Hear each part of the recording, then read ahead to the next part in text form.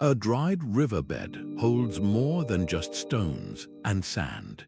It holds a memory. Long after the water has vanished, the ghostly imprint of a river preserves the secrets of civilizations that once thrived on its banks. This is the profound mystery of the riverbeds that remember. We are about to uncover how these vanished waterways reveal lost human blueprints, the master plans for survival and innovation left behind by societies that have disappeared from the map.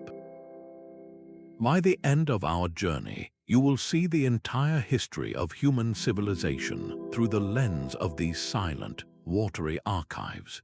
What clues did a shifting desert river leave about a forgotten empire?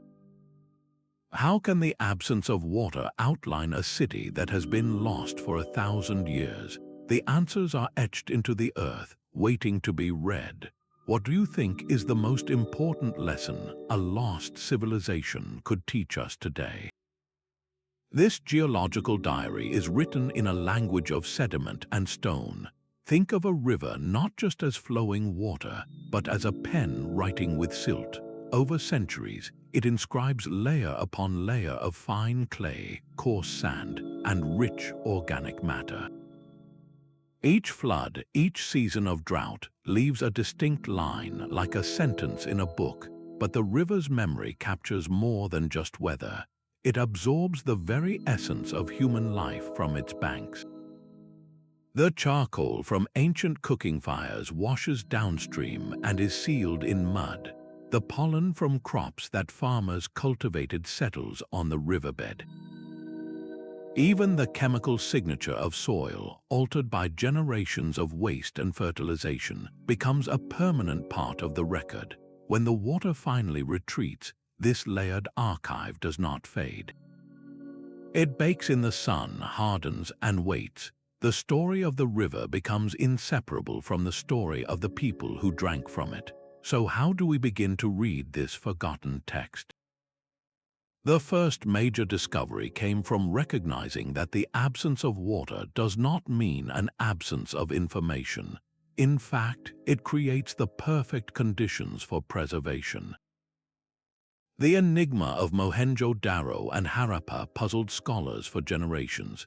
Here were the crumbling remains of massive brick cities, complete with straight streets and complex architecture, yet they sat in a parched region far from any major river. It seemed illogical. How could such an advanced civilization thrive without a reliable water source? The answer was not in the ruins themselves, but in the empty spaces surrounding them. The land itself held the secret. Researchers began to notice faint, ghostly lines visible from the air, traces of something massive that had once cut across the plains. These were the spectral channels of ancient rivers, long since dried up and buried under sand. The most famous of these was the Saraswati, a river celebrated in ancient texts that had been considered mythical until the earth itself provided the evidence. Advanced satellite radar and ground-penetrating technology allowed scientists to map these vanished waterways with incredible precision. They discovered that the great cities were not isolated outposts but vital hubs on a sprawling aquatic highway. These lost riverbeds were the civilization's lifeblood, the superhighways of their time. The blueprint revealed by this watery network was breathtaking. It showed a society with a master plan. Each city was meticulously planned with the river's flow in mind.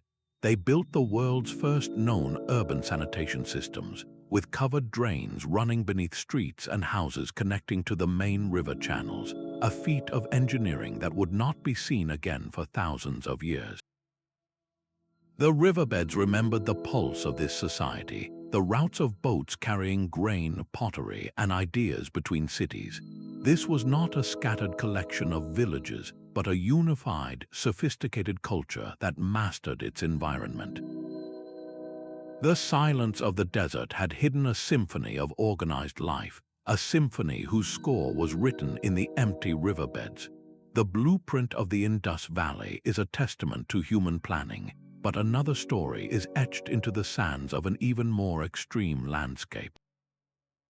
The Sahara Desert today is a vast ocean of sand, a place of immense emptiness and silence.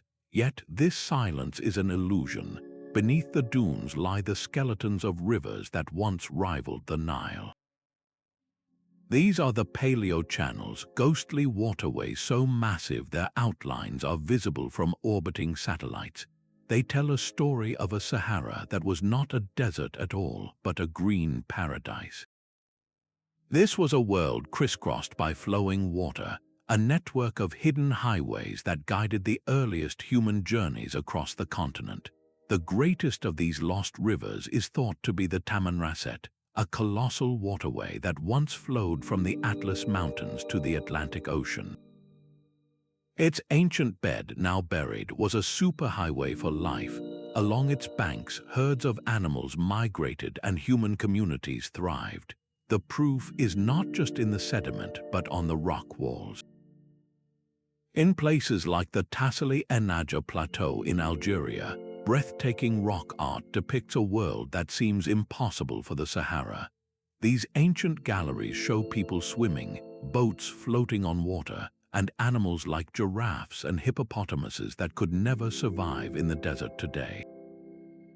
The artists were drawing their reality, a reality sustained by these mighty rivers. When those rivers vanished, they did not simply disappear. They became perfect dry vaults. The same sands that buried the waterways also protected the evidence of the people who lived beside them. A dried riverbed in the Sahara is not an empty trench. It is an archive. As the water retreated, the soft silts hardened, sealing in everything that was left behind. Archaeologists find stone tools exactly where they were dropped by a hunter thousands of years ago.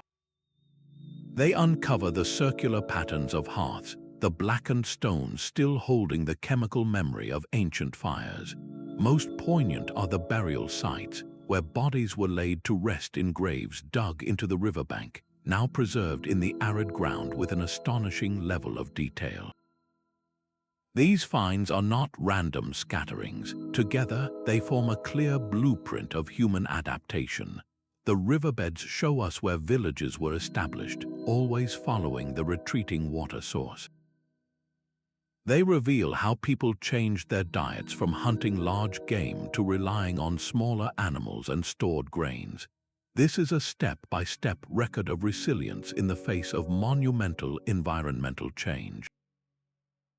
The Sahara's blueprint is a powerful lesson. It shows us the fragility of a thriving ecosystem and the profound ingenuity required to survive its loss. The riverbeds remember not just the water, but the human spirit that flowed with it. But the blueprint for survival in the face of a drying climate is only one part of the story. Deep in the Amazon rainforest, a different kind of mystery was waiting. For centuries, explorers and scholars looked at the immense jungle and saw only a pristine, untouched wilderness, a place too challenging to support large, complex societies.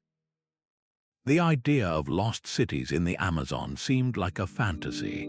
The truth, however, was hidden not in stone monuments, but in the very soil beneath their feet, soil that was patiently waiting for its story to be told by the rivers that once flowed beside it. The key to this enigma is a strange, dark earth known as Terra Preta.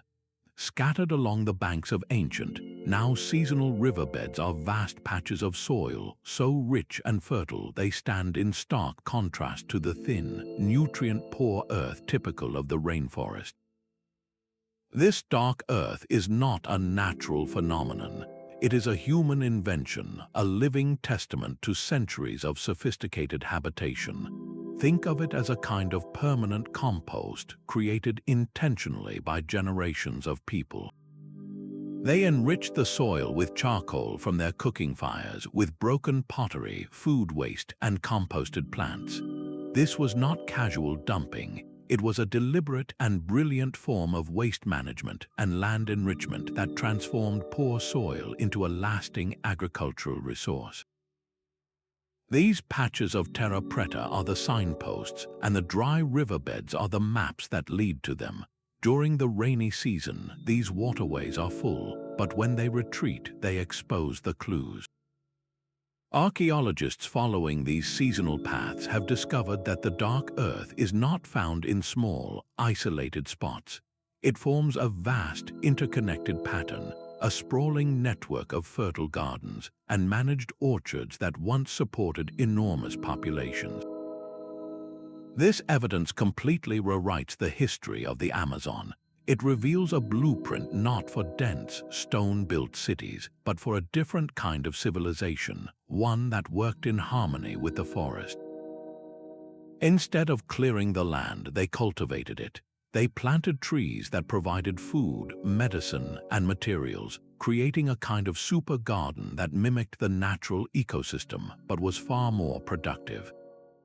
The rivers remembered the locations of these gardens, and the dark earth preserved the knowledge of how they were created. This was large-scale, sustainable agroforestry on a monumental level, a system that supported complex societies for thousands of years. The myth of an empty wilderness is replaced by the story of a carefully managed, thriving landscape, a lost blueprint for living with nature rather than conquering it. To read this history, you must learn to read the soil. The story of a river is not written on a flat page but in vertical slices, a deep timeline stacked one layer upon another. This is the science of stratigraphy, the careful reading of sediment layers.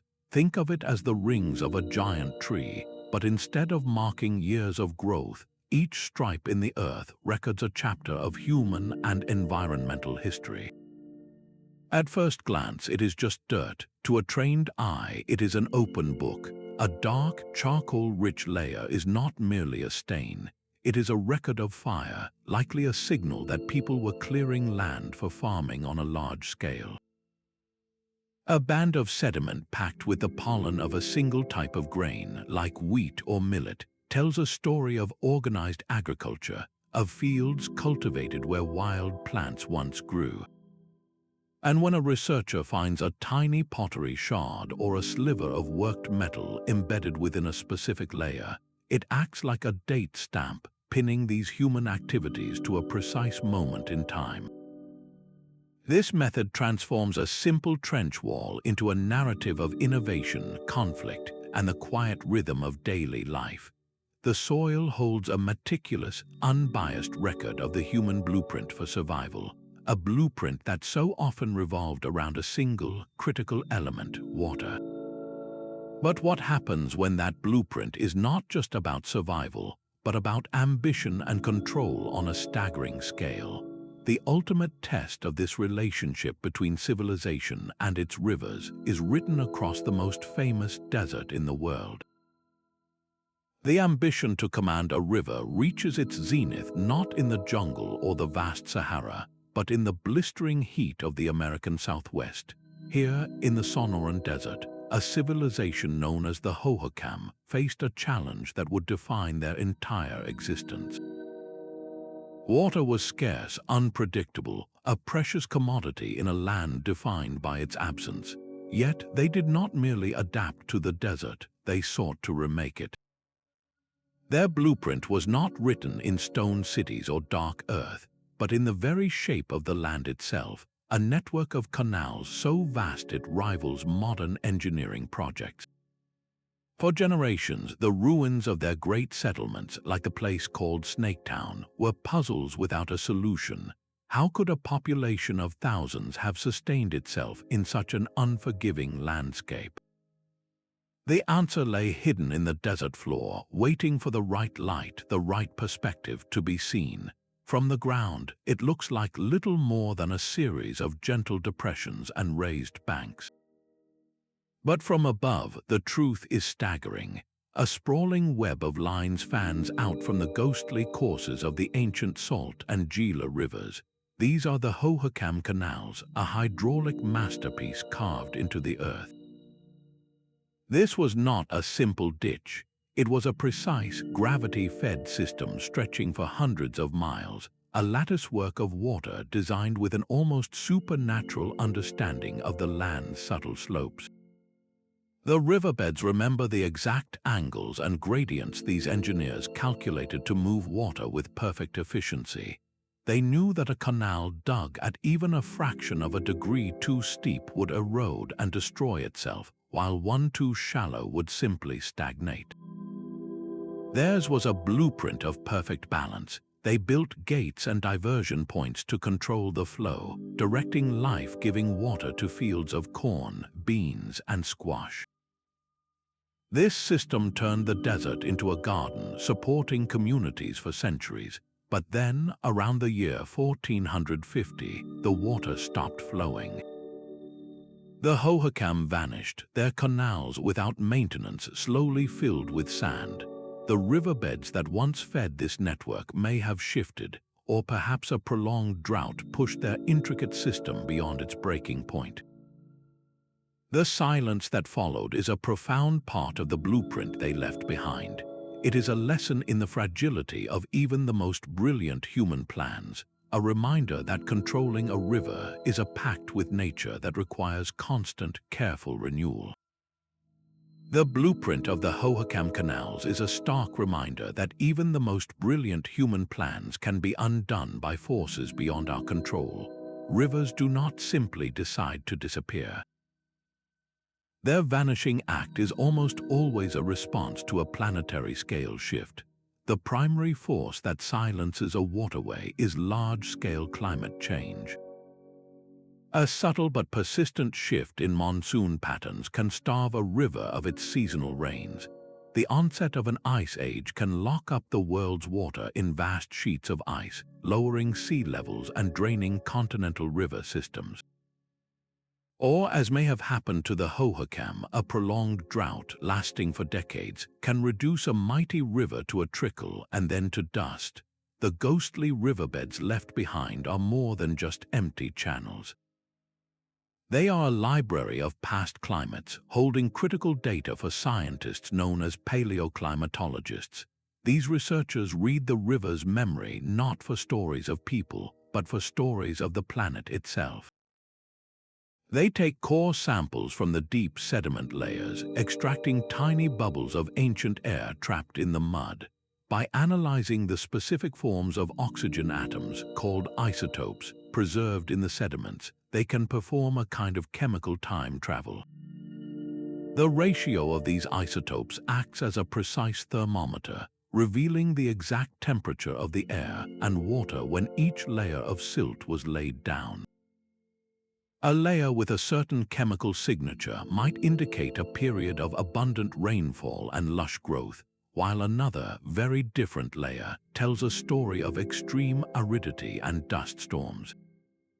This allows scientists to reconstruct rainfall patterns and temperature fluctuations over thousands of years with astonishing accuracy. The historical blueprint etched into these dry riverbeds is invaluable to us today. It shows us with hard evidence how the civilizations we have been discussing adapted or failed to adapt to climatic shifts that are hauntingly similar to those we are beginning to face. The silence of these rivers speaks volumes about the intimate and unbreakable connection between the climate of a region and the destiny of its people. It is a connection that forces us to ask a difficult question, not about the past, but about our own future. The Amu Darya River today carves a path through Central Asia, but its current route is a lie. It tells only the most recent chapter of a much longer story. Deep in the Caracol Desert, a place of relentless sun and shifting sands, the truth of an entire civilization was hidden for millennia. This is the realm of the Oxus civilization, a culture so enigmatic that scholars are still piecing together its secrets. Their story is inextricably linked to the river's ancient, forgotten path. Long before it emptied into the dying Aral Sea, the Amu Darya took a different journey, flowing west into the Caspian Sea. Its ghostly bed, now a dry scar across the desert, is the only map that leads to the lost cities of this forgotten people. The civilization that bloomed along these vanished banks was a masterpiece of adaptation. They built formidable fortress cities, complete with high walls and towering citadels, not for war, but for survival in a landscape that was already turning arid. The river's memory reveals their true genius, a sprawling network of irrigation canals that branched out from the main channel like veins from an artery. These were not simple ditches. They were precisely engineered waterways that transformed the desert margin into a green belt of agriculture, supporting a society sophisticated enough to be a crucial nexus on the early Silk Road. The artifacts found in their ruins tell a story of astonishing connections, with artistic styles and goods that echo influences from distant Mesopotamia and the Indus Valley. This was not an isolated culture, but a vibrant hub, a cultural crossroads made possible by the life-giving flow of the Amu Darya. Then the river shifted. The reasons were monumental, a combination of tectonic forces deep beneath the earth and a changing climate that altered rainfall patterns. The Amu Darya abandoned its course to the Caspian and began its slow journey toward the Aral Sea. For the Oxus civilization, this was not a gradual change to adapt to. It was a catastrophic severing of their life support system. The intricate canals ran dry. The fields turned to dust. The desert sands, no longer held back by the moisture of cultivated land, began their slow, inexorable march, swallowing the great fortress cities whole. The very riverbeds that had given them life became the trenches that buried them. For centuries, the sand kept their secrets until modern archaeologists, using satellite imagery, began to see the faint outlines of those ancient river channels. They followed these watery ghosts across the desert, and right where the map predicted, they found the tips of buried walls emerging from the dunes. The riverbed did not just remember the water, it remembered the entire blueprint of a civilization that lived and died by its flow, a stark lesson in how the ground beneath our feet is never as permanent as it seems. The ghostly path of the Amu Darya was not uncovered by a lone explorer wandering the dunes. It was mapped from an office hundreds of miles above the earth. To find these hidden riverbeds, we have had to change our perspective entirely, to look for the invisible from the vantage point of space. This is the power of satellite archaeology, a field that uses advanced sensing technologies to read the Earth's surface like a global history book. One of the most revolutionary tools is called LIDAR, which stands for light detection and ranging. Think of LIDAR not as a camera, but as a kind of laser measuring tape fired from an aircraft or satellite. It sends out millions of pulses of light that penetrate dense vegetation, like the thick canopy of the Amazon rainforest. These pulses bounce off the ground itself and return to the sensor, creating a fantastically detailed three-dimensional map of the Earth's true surface, stripped bare of all trees and plants. What appears to the naked eye as an unbroken green wilderness is revealed by LIDAR to be a landscape sculpted by human hands. The technology can detect the faintest imprint of a long filled-in canal, the subtle berm of an ancient riverbank, or the rectangular depression of a house foundation, all hidden for centuries. It is like having X-ray vision for the entire planet. Another critical technology is multispectral imaging. This process goes far beyond what human eyes can see by measuring light reflected from the Earth in many different wavelengths, including infrared and thermal. Why would this reveal a river that has been dry for 1,000 years? The answer is in the soil. The sediment left behind by a river, even an ancient one, has a different chemical composition and retains moisture differently than the surrounding land. Plants growing over this old riverbed have a slightly easier time reaching water, so they are often healthier and lusher. their leaves reflect a different signature of infrared light. To a multispectral sensor, the ghost of a river appears as a faint, meandering line of slightly greener, healthier vegetation, a spectral signature of a waterway that vanished long before any living memory. This technology has fundamentally changed the game. It turns the entire planet into a searchable archive, allowing researchers to scan vast, inaccessible regions from a desk. They can see the grand connections, how a lost river in one valley connects to a series of settlements 50 miles away, revealing the true scale of a civilization's blueprint. It is no longer about digging in one spot and hoping for a clue. It is about seeing the entire story laid out at once, a story written in the silent, enduring language of the earth itself. The kingdom of Axum rose from the highlands of Ethiopia, a realm of towering stone obelisks that pierced the sky. It commanded trade routes from the interior of Africa to the Red Sea, a naval power whose influence reached across the ancient world. But its decline was a historical puzzle, a slow fade from prominence that left its great monuments standing in silence.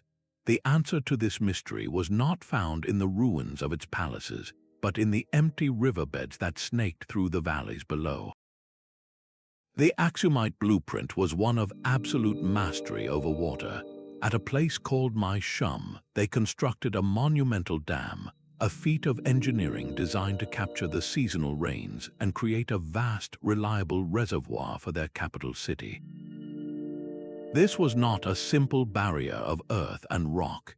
It was a sophisticated system with carefully engineered sluice gates and diversion channels meant to fuel their agriculture and sustain a dense urban population. For centuries it worked. The riverbeds, however, remember the entire story, not just the triumph. Scientists drilling into the sediments of these ancient waterways found a damning record. Layers of coarse, heavy silt began to appear directly above the fine clays of the original reservoir. This was the undeniable signature of severe soil erosion. The very success of the Axumites had sealed their fate. To build their city and plant their fields, they cleared the surrounding hillsides of forests. Without the deep roots of trees to hold the soil in place, the intense seasonal rains washed the fertile earth straight down the mountains. Year after year, this relentless flow of sediment filled their magnificent reservoir. The dam at Mai Shum, once a symbol of control, became a bathtub slowly filling with mud. The riverbeds tell the final chapter with stark clarity. As the reservoir silted up, it could no longer store enough water to see the city through dry seasons. The elaborate canals that branched from it ran dry. The agricultural system that supported the kingdom's power began to fail. The blueprint of Axum is a profound and cautionary tale. It is the story of a brilliant civilization that solved its immediate water problem with incredible ingenuity, but in doing so, unintentionally engineered its own scarcity. The riverbeds remember the moment when human ambition to control a river finally outstripped the sustainable practices needed to maintain that control. A shard of volcanic glass found hundreds of miles from its source is more than an artifact, it is a message. It tells us that two distant points on a map were once connected. And the carrier for that message was almost always a river. These vanished waterways were the superhighways of the ancient world, the fundamental blueprint upon which global trade was first drawn. The empty riverbeds we have been exploring are not just maps of where people lived, they are maps of how they interacted. When archaeologists sift through the sediment layers of a dry river channel, they are not just looking for evidence of a village. They are looking for proof of connection. The discovery of a single piece of obsidian, a stone that can be traced to a specific volcano in Anatolia, found in the silt of a Mesopotamian riverbed, is incontrovertible evidence of a trade route spanning continents. A seashell from the Red Sea, unearthed from a burial site along a ghost river in the Arabian desert, speaks of journeys and exchanges we never knew existed. These items did not walk there on their own. They were carried, and the path of least resistance, the natural highway that made such transport possible, was the river itself. Before the widespread use of wheeled carts on difficult, unpaved land, a river was a smooth, reliable conveyor belt. A log raft or a simple boat could carry a load that would require dozens of pack animals, moving faster and farther with dramatically less effort. The river did the hard work. The current provided the momentum, allowing traders to move bulk goods, grain, timber, and precious stones across astonishing distances. By meticulously mapping these ancient waterways and plotting the locations of these foreign artifacts, we can reconstruct entire economic blueprints. We can see that a city in the Indus Valley was not an isolated marvel, but a vital port in a network that reached the Persian Gulf. We can understand that the valued commodity for one culture was not gold, but a specific type of wood for building seafaring ships, a wood that only grew upstream. The riverbed becomes a giant ledger of economic exchange. Each non-local object is an entry in that ledger, recording the flow of resources, but also the flow of ideas. A new pottery style appears in one settlement, and 100 years later, it shows up downstream, adopted and adapted by another culture. A mathematical concept or a religious symbol could travel the same water roads as a block of salt or a bundle of textiles.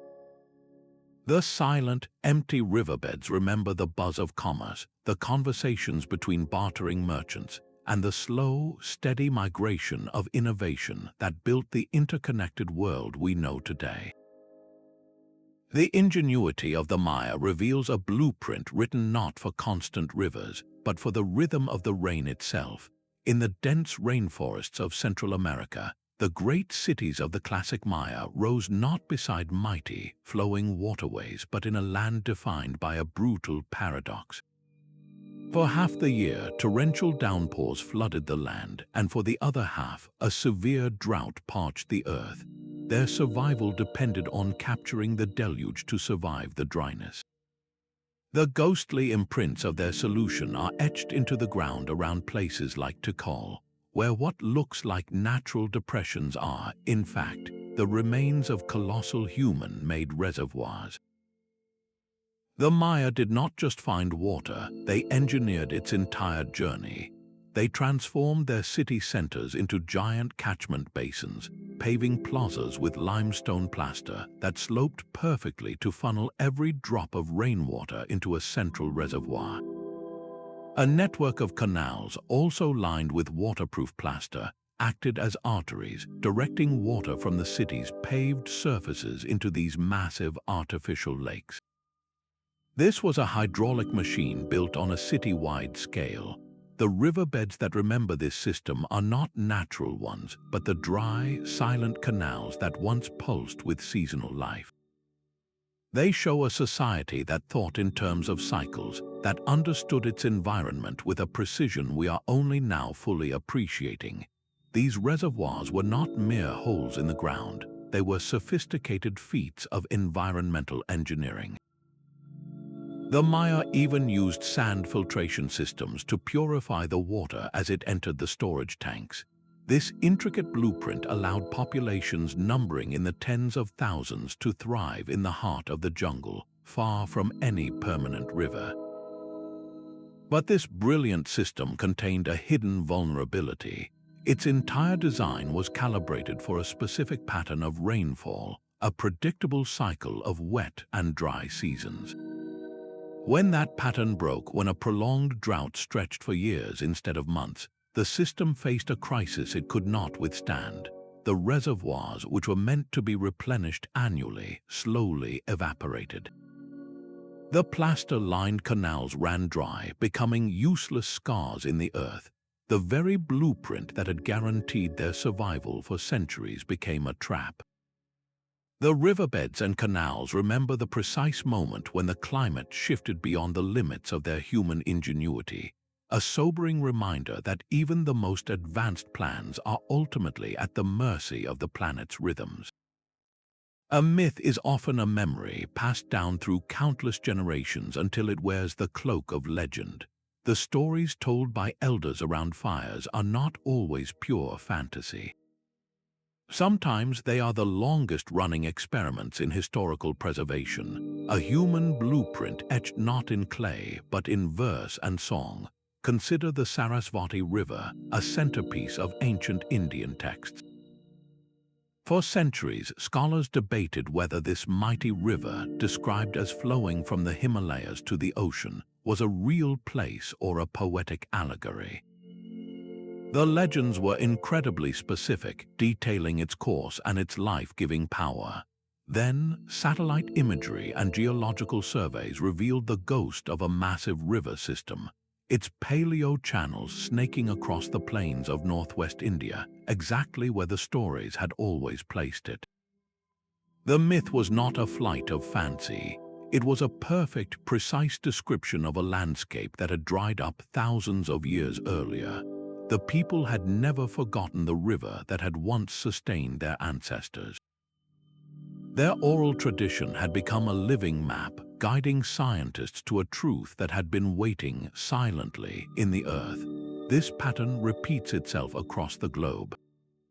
In Australia, Aboriginal Dreamtime stories, some dating back tens of thousands of years, describe coastlines, islands, and rivers that are now submerged or dry. These are not vague tales. They are detailed accounts of specific features, like the location of a freshwater spring that now lies beneath the sea.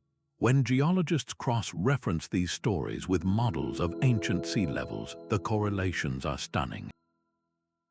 The stories remember a world that vanished at the end of the last ice age, a world that science can only reconstruct with sophisticated technology. The elders, it turns out, were holding the data all along.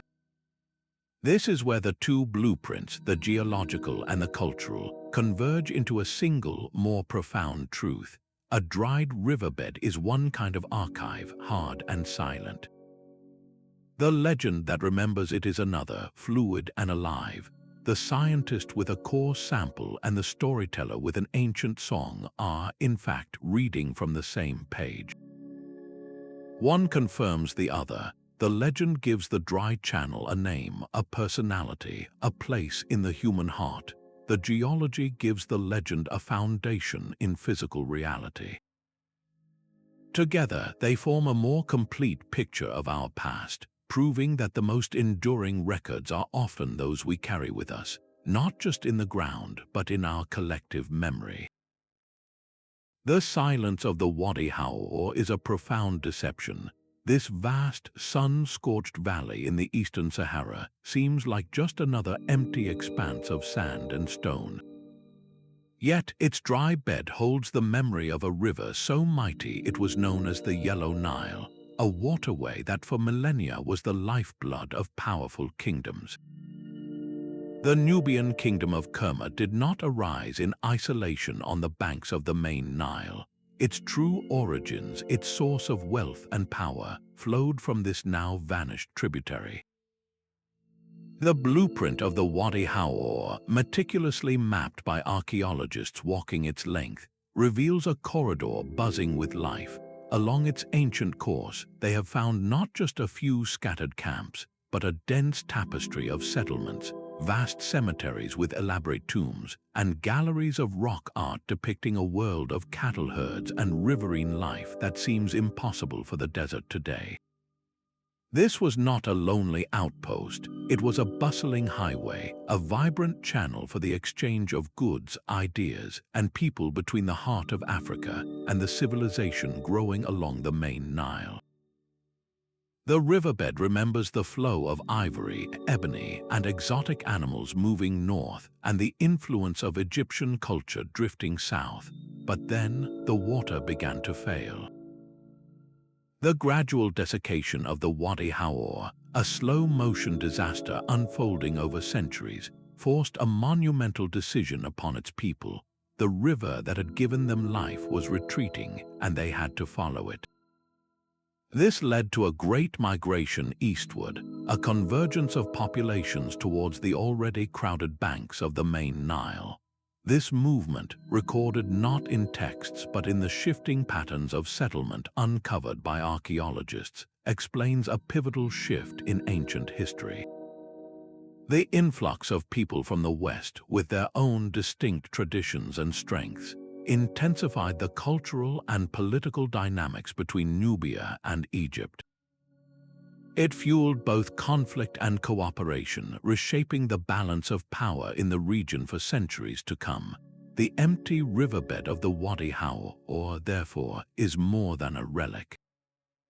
It is the missing link that clarifies why certain kingdoms rose at specific times, solving historical puzzles that the Nile Valley alone could not explain. It demonstrates with stark clarity how the disappearance of a single resource can act like a tectonic force, pushing human populations into new configurations and forever altering the course of history. A riverbed remembers more than water, it remembers a people, but who has the right to speak for them now? The very act of uncovering these lost blueprints, of reading the stories written in the silt, is not a neutral scientific exercise. It is a deeply ethical endeavor that forces us to ask a difficult question: who truly owns the past when a satellite detects the ghost of an ancient river beneath a farmer's field, or when a team of archaeologists begins to excavate a site revealed by a dry channel? They are not just unearthing pottery and stones. They are potentially unearthing the foundations of identity, land rights, and history itself. For an indigenous community whose oral traditions have spoken of that river for generations, the scientific proof of its existence can be a powerful validation. Yet it can also feel like an intrusion, an outside group arriving to tell them a story they have always known, but now framed through a foreign lens. The knowledge that a sophisticated civilization once thrived where a modern village now struggles can challenge official national histories or complicate contemporary land ownership disputes. The blueprint of an ancient city is not just an academic curiosity. It can be a legal and political document written in the earth. This has led to a fundamental shift in how archaeology is practiced. The old model of the lone explorer extracting treasures for a distant museum is being replaced by a new ethical blueprint, one of partnership and respect. Responsible researchers now prioritize collaboration with local and descendant communities from the very beginning. This means not just asking for permission, but genuinely sharing the process. Local knowledge is recognized as invaluable. An elder's story about a spring that used to flow in a certain spot can guide a geological survey. Community members are trained in excavation techniques, becoming stewards of their own heritage. The goal is to ensure that the stories written in the riverbeds are not simply taken, but are told with sensitivity, and that the benefits of discovery, from economic opportunities to educational pride, are shared. This collaborative approach acknowledges that the riverbed's memory belongs not just to humanity in the abstract, but to the living people for whom that land is home. The most profound discoveries are now measured not just in artifacts found, but in relationships built, ensuring that the blueprints of the past guide us toward a more respectful future. The assumption that pressurized water was a purely old-world innovation crumbled in the humid air of the Belizean rainforest.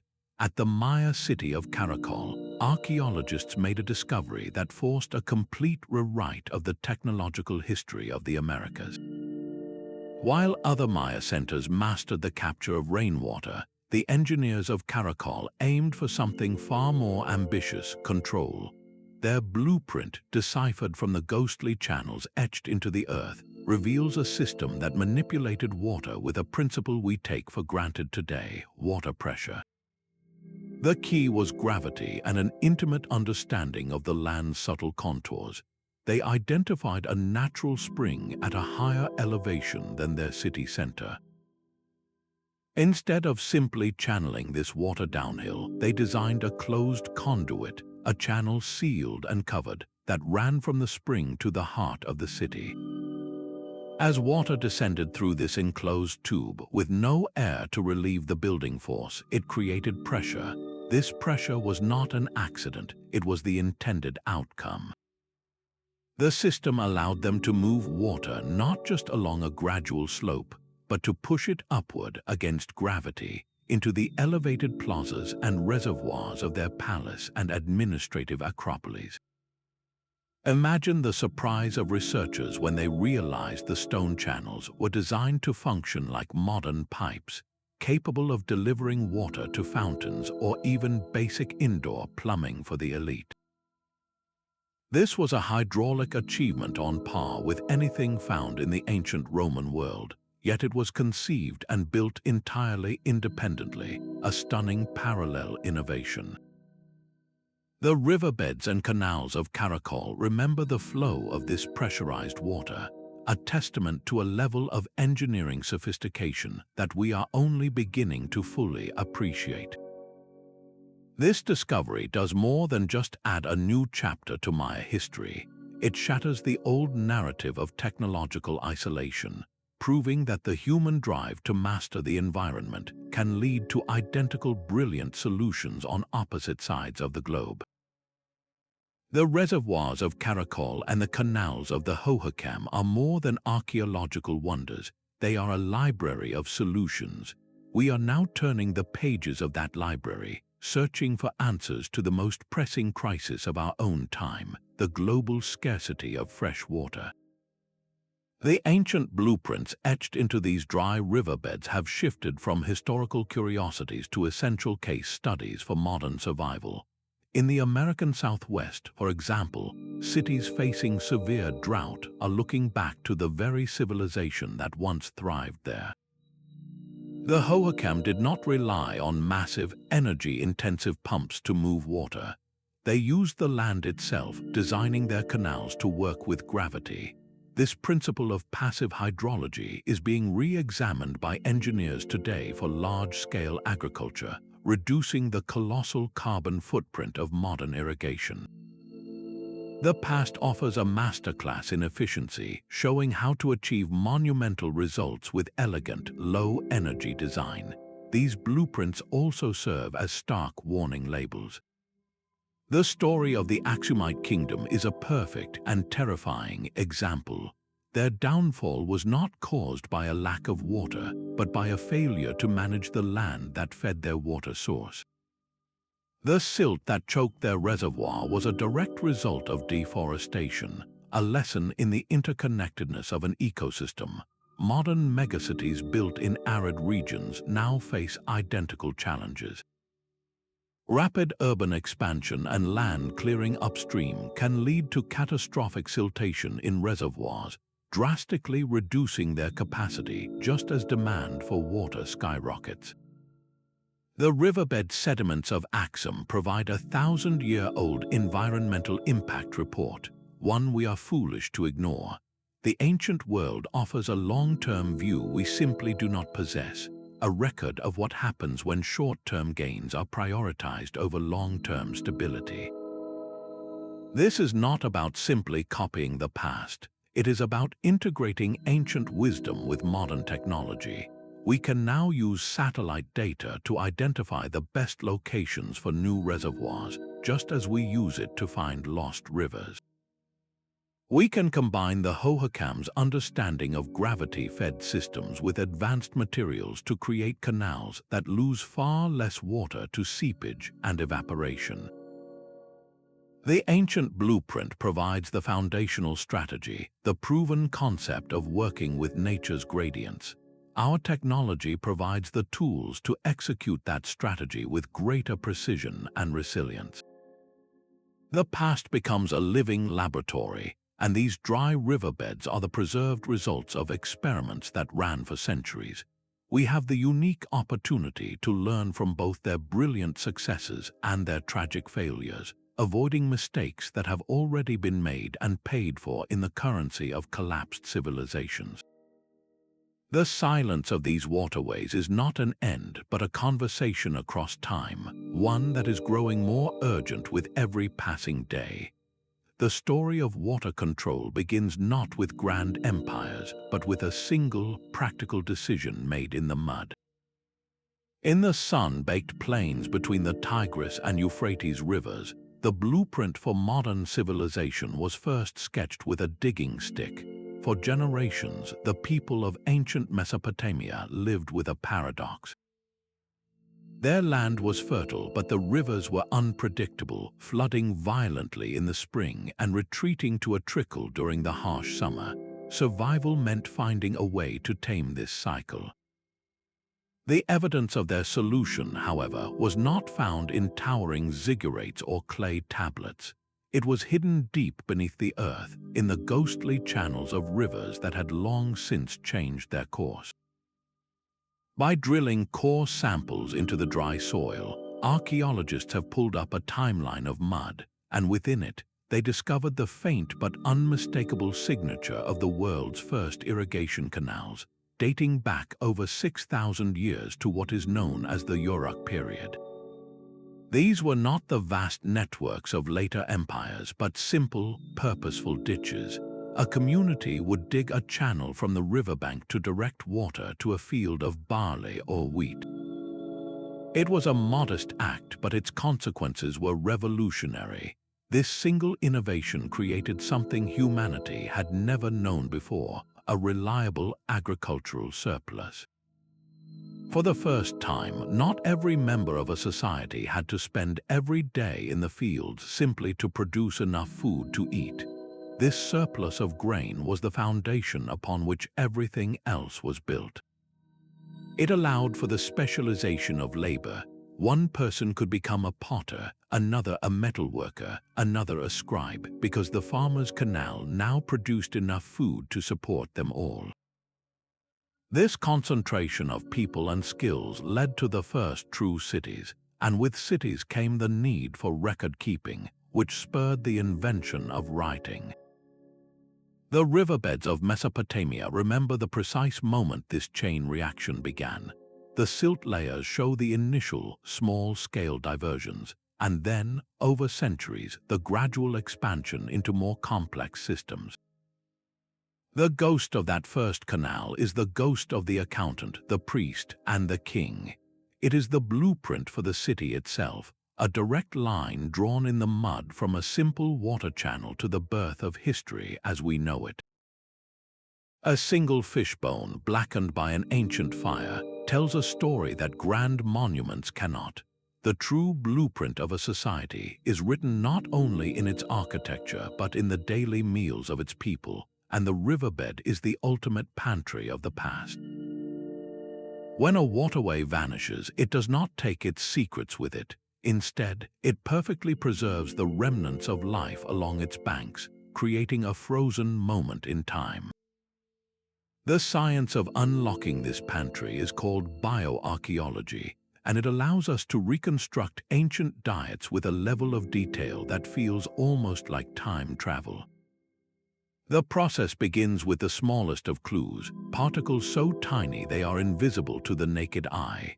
Scientists take core samples from the deep sediment layers of a dry riverbed and analyze the fossilized pollen grains trapped within. This field, known as palynology, reads the botanical history of the landscape. A layer rich in pollen from wild grasses and reeds paints a picture of a foraging society, living off the bounty of the natural world. Then a dramatic shift occurs in the sediment. The pollen signature changes, dominated suddenly by a single type of plant, like wheat or maize. This is the unmistakable signal of agriculture. It marks the moment when people stopped simply gathering food and began to control it, a revolution etched into the mud of a riverbank. This microscopic evidence reveals the very foundation of an economy, showing which crops were so valuable that they reshaped the entire environment. But the riverbed's memory holds larger treasures as well. The ashes of a cooking fire buried in the silt along a ghostly riverbank are a treasure trove. Within these ancient hearths, archaeologists find the bones of the animals and fish that were cooked and eaten. The types of bones tell a vivid story. A pile of fish vertebrae from a single, large species suggests a successful catch from a deep part of the river, perhaps using nets or traps. A collection of bones from young deer indicates selective hunting strategies, ensuring the long-term health of the herd. The very location of these hearths, right on the river's edge, provides the blueprint for daily life. It shows us the perfect efficiency of these societies, where food was processed and consumed immediately where it was caught, minimizing waste and effort. By analyzing the chemical composition of these bones, scientists can go even further.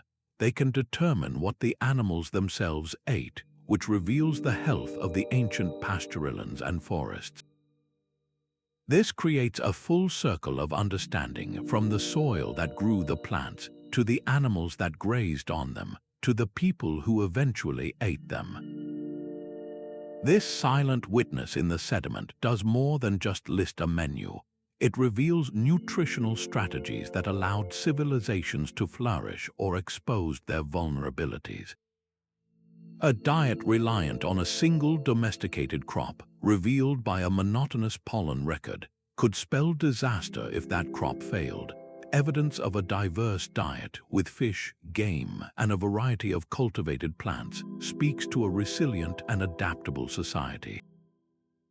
The riverbed, in its profound silence, remembers the feast and the famine, the daily rhythm of survival that was the true heartbeat of every lost world we seek to understand. The mystery of the Nazca Lines is written not just on the desert surface, but deep within it. For decades, the giant geoglyphs of Peru, those vast depictions of spiders, monkeys, and hummingbirds, have been explained as astronomical calendars or alien landing strips. But the true answer may be far more grounded and more vital.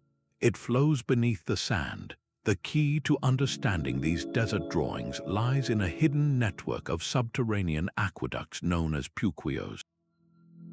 These were not simple wells. They were brilliant feats of hydraulic engineering that tapped into underground water tables, ancient reservoirs fed by river systems that once flowed from the Andes but have long since vanished from sight. The Nazca people did not just hope for water, they built a way to summon it from the earth itself. They constructed spiral-shaped stone openings that descended into the ground, acting as access points to clean and maintain the aquifer. These spirals were not random. Their shape may have helped funnel wind down into the tunnels, creating a natural circulation system that kept the water fresh and prevented stagnation. This was a profound understanding of physics and geology applied to the most critical problem of survival. So where do the famous lines fit into this hydraulic blueprint? The geoglyphs are not isolated artworks. They are strategically positioned across the landscape in relation to these puquios and the ghostly riverbeds that channeled water from the mountains. This suggests the lines were part of a vast, integrated ritual landscape dedicated to water worship. In one of the driest places on Earth, where the presence of water was literally the difference between life and death, the act of creating these massive figures may have been a form of prayer or a ceremonial map. Walking the lines could have been a spiritual pilgrimage following the unseen watercourses below. The depictions of animals associated with water or fertility, like the hummingbird, take on a powerful new meaning. They were not just symbols, they were desperate, beautiful invocations carved into the earth, a direct communication with the forces that controlled their survival. The desert floor became a cathedral, and the puquios were its altar. The blueprint revealed here is one of absolute interdependence between the practical and the spiritual, where the engineering of water and the art of faith were two sides of the same sacred coin. A slow increase in salt preserved in the mud of an ancient riverbank is a quiet killer. It tells a story not of a single dramatic fire or invasion, but of a creeping, inexorable decline. The decision for an entire civilization to abandon its ancestral home is rarely made in a day. The blueprint of the riverbed reveals this agonizing process layer by layer, showing us that the end is often a slow unraveling. Sediment cores extracted from these dry channels act as a chemical diary, a gradual rise in salinity, detectable only through precise analysis, indicates that the irrigation system, once a marvel of ingenuity, was now turning against its creators. Each season of watering the fields without adequate drainage to flush the minerals away left behind a toxic residue. The soil, over generations, became poisoned. Crops would have struggled, yields would have diminished year after year, creating a background hum of scarcity that strained the entire social fabric. This environmental stress is often mirrored in the archaeological record by signs of social fracture. The same layers of sediment that hold the salty evidence might also contain the remains of hastily built fortifications, walls erected around what were once open, confident cities. We might find a decline in the quality and variety of trade goods, suggesting that long-distance connections were fraying as people turned inward, focusing only on survival. The beautiful, intricate pottery of a golden age might be replaced by cruder, purely functional vessels. These are the material echoes of a society under immense pressure, its cultural vibrancy dimming as its basic security is threatened. This combination of factors rarely acts alone. It creates a perfect storm. A prolonged drought recorded in the thinning of sediment layers would have reduced the river's flow, concentrating the salinity even further. Resource depletion, like the deforestation that silted up Axum's reservoirs, would have compounded the crisis. The result is not a single cause of death, but a cascade of failures. The riverbed's memory forces us to see abandonment not as a simple event, but as a complex process of difficult choices made over decades or even centuries. It helps us appreciate the profound resilience of these communities, who likely tried everything to adapt before finally conceding that the land could no longer support them. Their ultimate departure was not a sign of weakness, but the final, heartbreaking act in a long struggle for survival. The stone faces of Angkor gazed serenely from the jungle, but their survival depended on a system that flowed far beyond the temple walls. The true wonder of the Khmer Empire was not just its magnificent architecture, but the colossal water network that made that architecture possible. For centuries, the sheer scale of Angkor was a puzzle. How could a city of nearly 1 million people, one of the largest pre-industrial centers in the world, possibly exist in a landscape defined by dramatic seasonal monsoons followed by punishing drought? The temples were merely the tip of the iceberg. The real city, the hydraulic engine that powered the empire, lay hidden beneath the forest floor, its blueprint preserved in the ghostly canals and vast, empty reservoirs known as barrays. These were not simple ponds, they were inland seas constructed with staggering ambition. The largest, the West Barray, is an artificial body of water stretching 5 miles long and over 1 mile wide, so massive it is visible from orbit. This was a civilization that did not just adapt to water, it sculpted its entire territory to control it. The system was a masterpiece of foresight. A web of canals diverted water from the Siem Reap River, channeling the torrential monsoon rains into these gigantic reservoirs. During the dry season, this stored water was then released through a complex network of channels to irrigate vast rice paddies, guaranteeing not just one, but multiple harvests per year. This agricultural surplus fueled the empire's growth, funding its armies and its art. The riverbeds and canals, mapped in stunning detail by LIDAR technology, reveal a grid of managed landscapes, a testament to centralized planning on an almost unimaginable scale. The Khmer engineers turned a climate of extremes into a predictable resource, but this brilliance contained the seeds of vulnerability. The entire system was a delicate balance, a high water wire act. Recent studies of sediment cores from the Barrays and ancient river channels tell a story of a system pushed to its breaking point.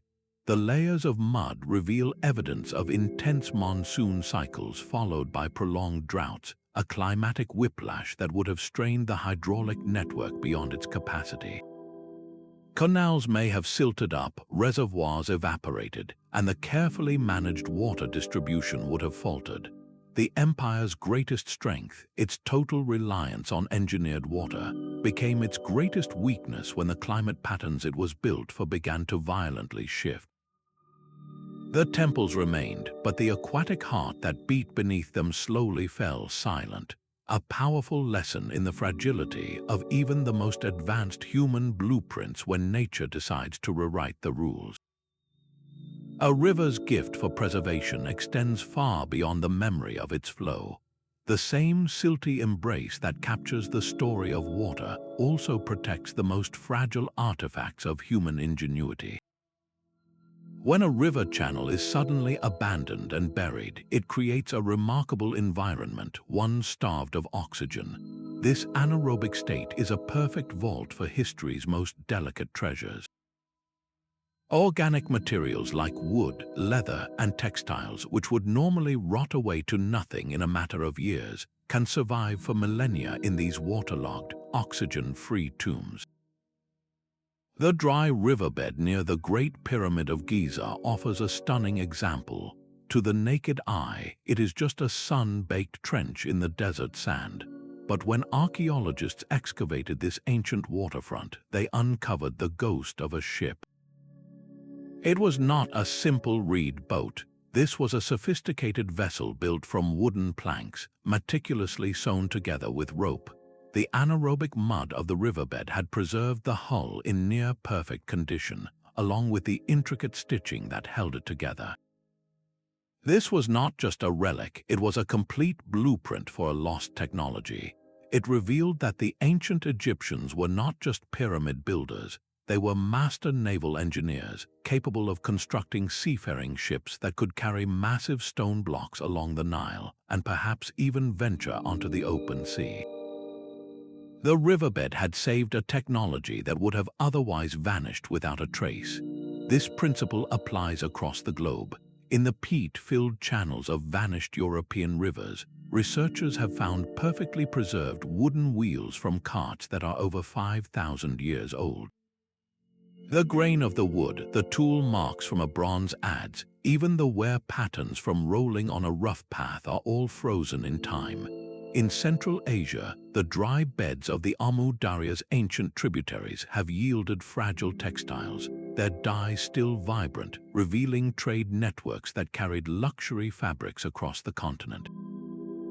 Each of these discoveries is a piece of a puzzle we did not know was missing.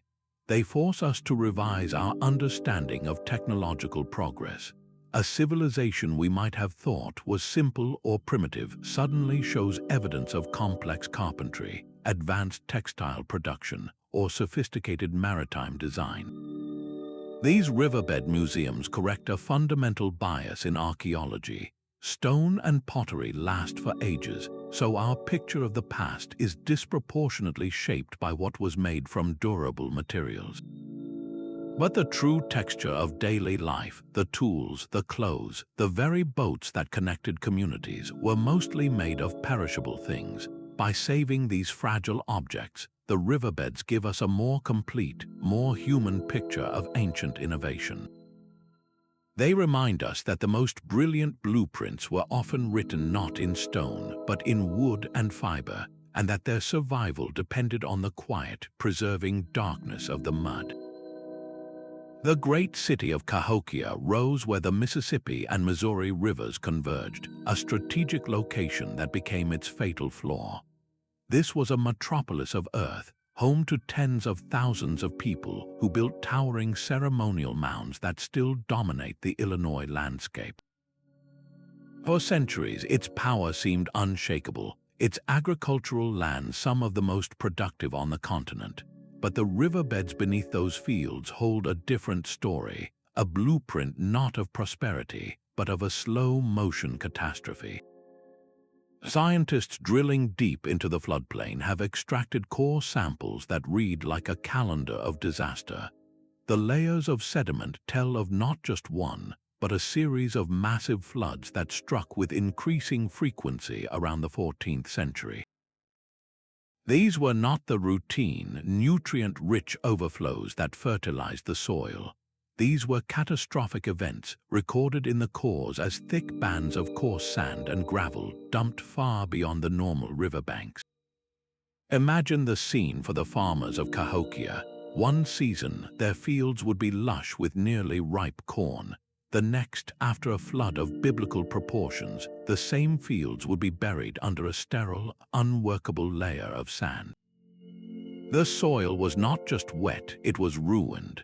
The river that had given them life was now systematically destroying their ability to feed themselves. This environmental assault was compounded by another factor written in the earth: deforestation. To build their great city and to fuel the fires for its inhabitants, the Cahokians cleared the forests on the bluffs surrounding the floodplain. Without the deep roots of trees to absorb rainwater and hold the soil in place, the runoff into the river system became faster and more violent. The very act of building their civilization made the floods worse, turning a natural cycle into an existential threat. The riverbed sediments remember the precise moment when the balance tipped. The blueprint reveals a society caught in a perfect storm. The floods degraded the farmland, leading to food shortages and social unrest. The central authority of the chiefdom, which had organized the massive construction projects and managed food storage, would have been severely weakened as it failed to protect its people from these repeated disasters. The great city, built on the generosity of the river, was ultimately undone by its fury. People did not vanish in a single day. They likely left in small groups over generations, dispersing back into smaller, more resilient communities, leaving the grand mounds as silent monuments to a stark lesson about building on a foundation of sand and water. These silent channels are the forgotten librarians of human history. They do not hold books, but something far more durable, the very blueprints of human ambition etched into the earth itself. From the intricate water clocks of the Indus Valley to the gravity-fed canals of the Hohokam, from the sustainable gardens of the Amazon to the inland seas of Angkor, these vanished waterways have preserved a global archive of innovation. They show us the brilliant strategies societies devised to survive, and they record with heartbreaking clarity the precise moments when those strategies were overwhelmed by a shifting world. The most profound lesson they offer is one of inescapable connection, that human destiny is woven into the fate of our rivers.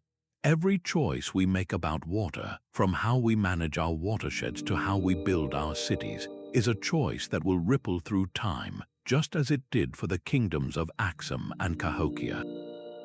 As we navigate our own era of environmental change, these ancient blueprints are not merely academic, they are essential guides. They serve as both a stark warning about the fragility of our systems and a deep well of inspiration, proving that human ingenuity, when aligned with the rhythms of nature, can achieve wonders. So the next time you walk past a dry wash in the desert or a grassy depression in a field, pause for a moment. You are not just looking at a barren landscape. You might be standing on the map of a forgotten world, a silent story waiting for its final chapter to be read.